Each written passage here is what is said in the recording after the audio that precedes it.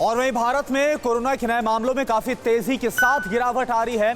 स्वास्थ्य मंत्रालय के मुताबिक जून के बाद पहली बार ऐसा है जब बीते 24 घंटे में सबसे कम कोरोना के नए केस सामने आए हैं।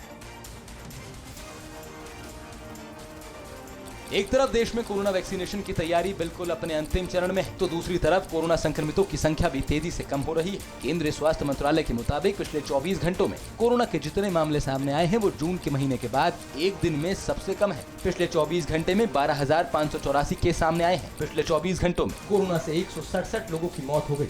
जून के बाद पहली बार एक दिन में सबसे कम कोरोना केस सामने आए।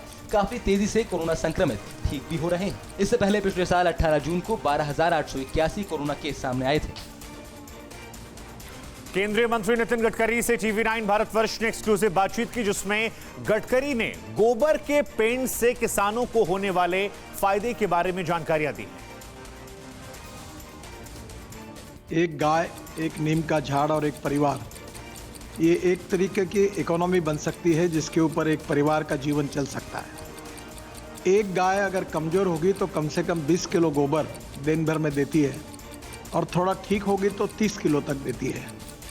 अब 5 रुपये किलो के भाव से ये गोबर अगर इसको कीमत मिलती है तो 150 रुपये हो गया और गोमूत्रों को भी करीब 100 रुपये मिल सकते हैं।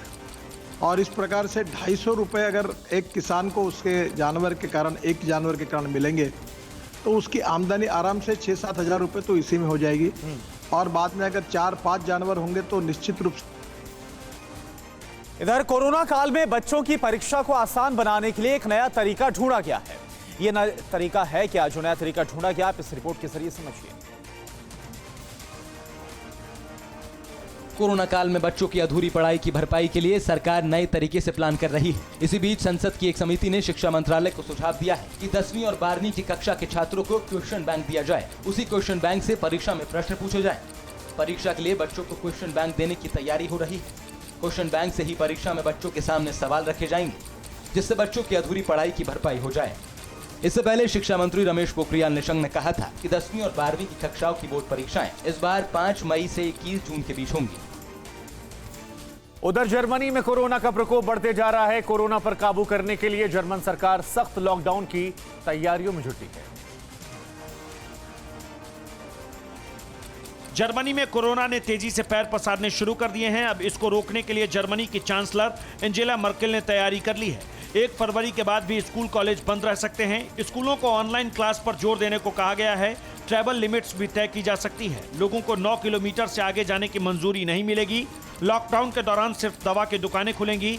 विदेशों से आने वाले लोगों को 10 दिन आइसोलेशन में रहना होगा। कर्मचारियों को फिर से वर्क फ्रॉम होम पर फोकस करने को कहा गया है। फिलहाल जर्मनी में हर दिन लगभग 16 से 17 हजार कोरोना के नए केस सामने आ रहे हैं। न्यूज़ टॉप 9 रोज सुबह 7 बजे और शाम 7 बजे सिर्फ टीवी9 भारतवर्ष पर।